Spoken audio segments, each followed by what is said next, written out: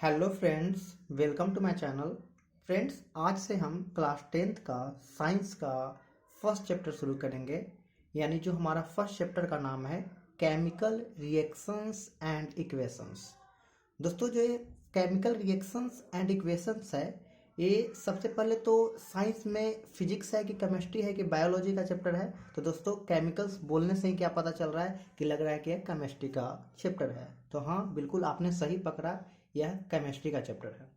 तो दोस्तों, आज से हम लोग केमिस्ट्री को शुरू करने वाले हैं। जो क्लास 10th में है, एग्जाम में इस चैप्टर से क्वेश्चन शॉर्ट बेसिस पर यानी एमसीक्यू, लॉन्ग बेसिस पर भी क्वेश्चन आते हैं और आपके 3 मार्क्स वाले क्वेश्चन भी आते हैं। तो दोस्तों, सबसे पहले केमिस्ट्री अगर शुरू करने वाले हैं तो केमिस्ट्री के फादर कौन होते हैं, सबसे पहले वो जान लेना हम लोग के लिए काफ़ी ज़रूरी होता है। तो केमिस्ट्री के फादर होते हैं लेवोइजियर, जिनको हिंदी में क्या बोलते हैं, हिंदी में कहीं कहीं बुक पे लिखा होता है लेवासिए। ठीक है। तो हम लोग केमिस्ट्री शुरू करने वाले हैं, तो केमिस्ट्री का सबसे पहले हम डेफिनेशन जानते हैं कि केमिस्ट्री आखिर कहते किसको है। ठीक है। तो केमिस्ट्री का डेफिनेशन क्या होता है कि it is a branch of science, यानी केमिस्ट्री क्या है, साइंस का ब्रांच है, in which we study about the substances and taking the physical and chemical changes going in the substance. और इसमें क्या पढ़ते हैं, तो सब्सटेंस के बारे में पढ़ते हैं और क्या फिजिकल और केमिकल चेंज टेक प्लेस करता है, यानी सब्सटेंस में क्या फिजिकल और केमिकल चेंजेज आता है, वो सारी चीज़ें हम केमिस्ट्री में पढ़ते हैं। ठीक है। तो चलिए, चैप्टर का जो हमारा नाम है यहाँ केमिकल रिएक्शन और इक्वेशन। ठीक है। तो केमिकल रिएक्शन एंड इक्वेशन कहने का मतलब क्या हुआ, तो आप 8 क्लास में पढ़े होंगे, और अगर नहीं पढ़े होंगे तो मैं आपको फिर से एक बार रिवाइज करवा देता हूँ कि जो भी रिएक्शन होते हैं, रिएक्शन का मतलब क्या होता है, रिएक्शन क्या होता है कि जिसमें रिएक्टेंट होता है, कुछ रिएक्टेंट पार्टिसिपेट करते हैं और पार्टिसिपेट करने के बाद कुछ प्रोडक्ट बनाते हैं। तो ये जो पूरी पूरी प्रोसेस एक काम करती है, तो उसको बोलते हैं रिएक्शन हम लोग। ठीक है। तो अभी रिएक्शंस नॉर्मली जानते हैं कितने टाइप का होता है, 8 क्लास में हम लोग पढ़े थे कि रिएक्शन 2 टाइप का होता है, एक होता है फिजिकल रिएक्शन और एक होता है केमिकल रिएक्शन। तो हम जानते थे कि फिजिकल रिएक्शन से किसी भी बॉडी में फिजिकल चेंजेस आता है और केमिकल रिएक्शन से किसी भी चीज़ में केमिकल चेंजेस आता है। और हम ये भी पढ़ते 8 क्लास में कि फिजिकल चेंज को वापस, जिस चेंज से हम फिजिकल चेंज में लाए थे, वापस हम उसमें ला सकते हैं। जैसे कि एक बैलून में हम हवा को अगर फिल करते हैं, उसको पॉर करते हैं, बैलून को फुलाते हैं, तो वापस हवा निकाल कर फिर वो बैलून को वापस ला सकते हैं।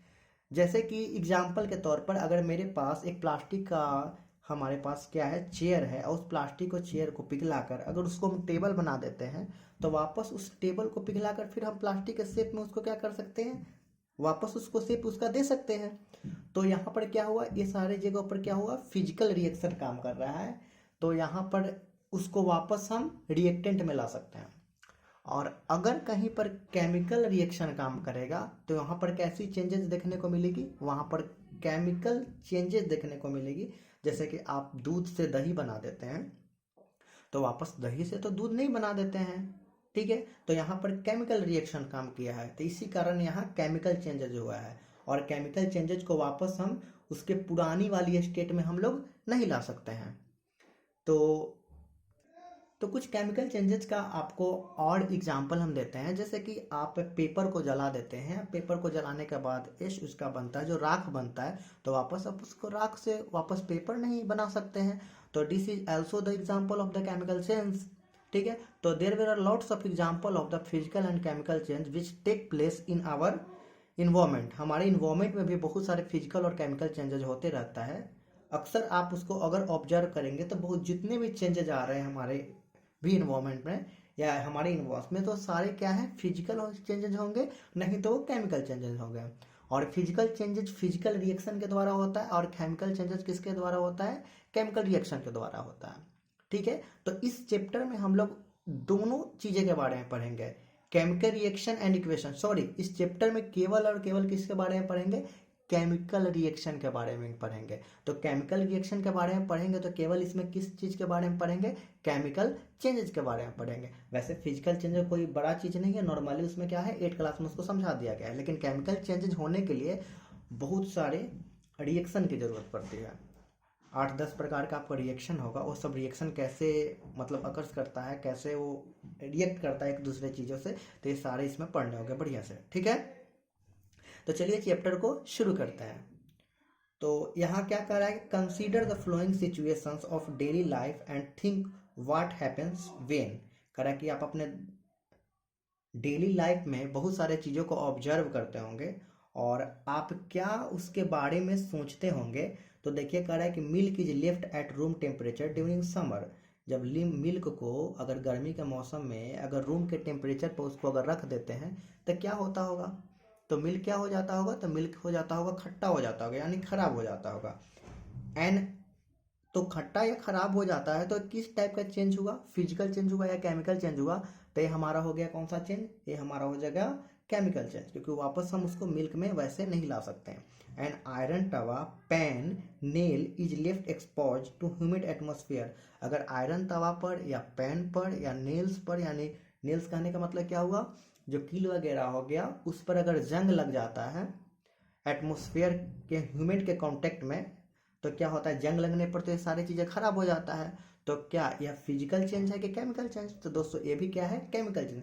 अब जो भी इसमें एग्जांपल दिया हुआ केमिकल चेंज ही है, ठीक है। जैसे ग्रेप्स गेट फर्मिनेटेड, अगर अंगूर में कुछ चेंजेस आता है, अंगूर पक जाता है, या तो अंगूर पका हुआ चीज़ को तो हम वापस वैसे नहीं ला सकते, या अंगूर फर्मिनेटेड यानी सड़ जाता है तो वापस तो हम उसको वैसे स्टेट में तो नहीं ला सकते हैं। फूड इज कुक्ड, यानी भोजन को जब पका दी जाती है तो जिस मटेरियल से, जैसे कि हम चावल को सब्जी को हम पका दिए, ठीक है, तो उससे वापस तो उस ग्रीन वेजिटेबल में तो कन्वर्ट नहीं कर सकते हैं। तो यहाँ पर भी क्या हुआ, केमिकल चेंज हुआ।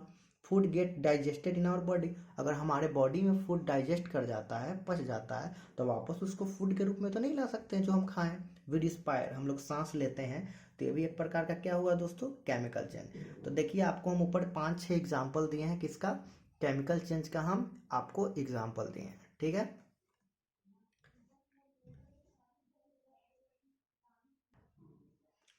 In the all above situation, the nature and the identity of the initial substance have somewhat changed।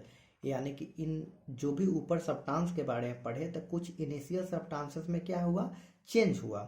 We have already learned about physical and chemical change of the matter in the previous classes. हम लोग पिछले class में क्या हुआ है कि matter का मतलब क्या होता है, सब्सटेंस, यानी उसके बारे में क्या है, फिजिकल और केमिकल चेंजेस के बारे में पढ़ चुके हैं। और अभी भी हम बता चुके हैं फिजिकल और केमिकल चेंज के बारे में। Whenever a chemical change occur, we can say that a chemical reaction has taken place। यानी कि अगर कहीं पर केमिकल चेंज होता है, यानी वापस उसको रिएक्टेंट में नहीं ला सकते हैं, तो वहाँ पर पक्का क्या कहेंगे कि यहाँ पर केमिकल रिएक्शन हुआ है। आज यहाँ पर वापस कन्वर्ट होने के बाद जिस स्टेट से हम नया बनाए थे वापस हम पुराने वाले स्टेट में हम ला सकते हैं, तो वहाँ बोलेंगे केमिकल रिएक्शन नहीं हुआ है, वहाँ पर फिजिकल रिएक्शन हुआ है। You may perhaps be the wondering as to what is actually meant by chemical reaction। मतलब अब क्या, अब इसमें क्या कर रहा है कि आप आश्चर्य में पड़ जाइएगा कि एक्चुअली जो होता है केमिकल रिएक्शन आखिर होता कैसे है। How do we come to know that the chemical reaction has taken place.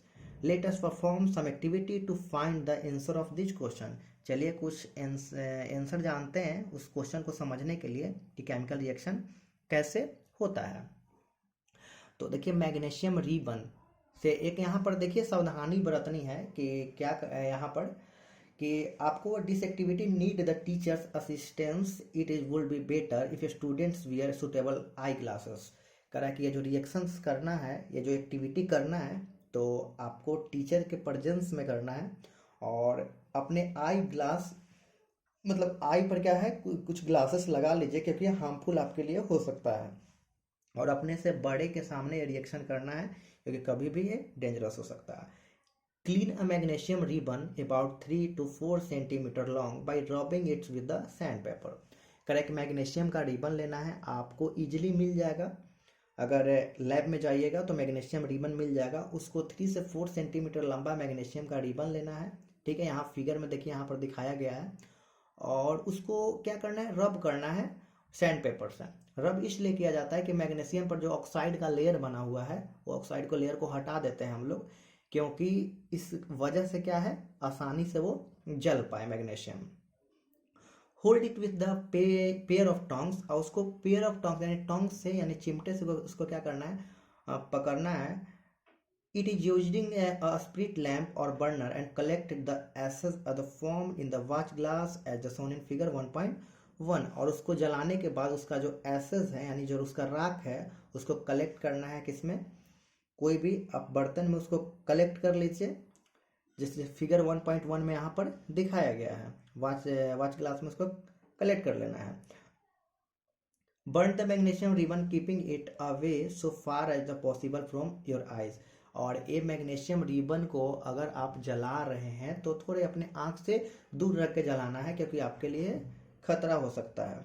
What do observe, आप क्या पाते हैं भैया कि अगर जलाने के बाद, तो हम इसको क्या पाते हैं, जब मैग्नीशियम रिबन को जलाते हैं तो वाइट कलर का हम एसेस पाते हैं, ठीक है ना, वाइट कलर का हम राख मिलता है हमको। तो देखिए 1.3 में उसका रिजल्ट दिया है, जो मैग्नीशियम रिबन को हम जलाए थे तो क्या रिजल्ट मिला, कह रहा है कि यू मस्ट हैव ऑब्जर्व्ड, आप क्या पाए होंगे, that magnesium ribbon burn with a dazzling white flame, यानी वाइट फ्लेम के साथ, मतलब उजली ज्वाला यानी सफ़ेद ज्वाला के साथ वह जलता है, and changes into the white powder, और उसका राख जो होता है वाइट कलर का बनता है। This powder is magnesium oxide, इसी पाउडर को क्या बोलते हैं हम लोग, मैग्नीशियम ऑक्साइड बोलते हैं, MgO। It is form due to the reaction between magnesium and oxygen presence in the air. Magnesium oxide क्यों बनता है, क्योंकि मैग्नीशियम का हम रिएक्शन किसके साथ किए, हम ऑक्सीजन के साथ रिएक्शन किया है, यानी जलाएं तो किसके साथ रिएक्शन किए, ऑक्सीजन के साथ। तो फाइनली Mg प्लस O2 मिलकर क्या बनेगा, MgO बनेगा, यानी हमारा जो एसिड राख जो था वो क्या रहेगा, मैग्नीशियम ऑक्साइड, जिसका कलर कैसा रहेगा, वाइट।